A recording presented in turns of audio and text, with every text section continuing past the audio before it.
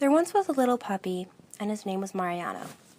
Not much is known about his first few months of puppyhood, only that he lived in Puerto Rico with his sister, Mariana, and that he, along with his sister, had been abandoned as a puppy.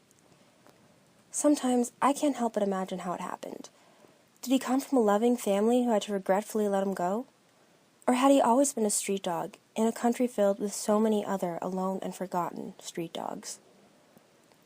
There was even a beach devoted to this tragic way of living. The beach was known as Dead Dog Beach, where street dogs, with nowhere else to go, would try and find a home. Little did they know that this beach was a death trap. Cruel humans, for whatever reason, would come to the beach and take their turns shooting and killing these innocent animals. Had Mariano ever been a target of this cruel practice? And had he been lucky enough for some kind passerby to save him and his sister from this fate? To take him to the shelter where he was abandoned and tie him to the door before leaving him and his sister all alone in this great, big, scary world. We often forget that animals, too, can feel, and that dogs especially share our most basic need as human beings: to be loved. Little did Mariano know, so many years ago, that just a little ways north there was a girl who had desperately wanted a dog to call her own ever since she could remember. This girl was me. I had been waiting my whole life to get a dog, but it wasn't until that summer before my junior year of high school that my parents finally decided that I was ready for this big responsibility. I remember being at the shelter and wanting desperately to take home a new puppy. Most new dog owners wanted puppies, after all. However, since my family didn't have a fenced-in yard, the shelter said the puppies they had wouldn't be manageable for us. Instead, they told us about a program where they would rescue abandoned dogs from Puerto Rico and fly them to shelters in the United States.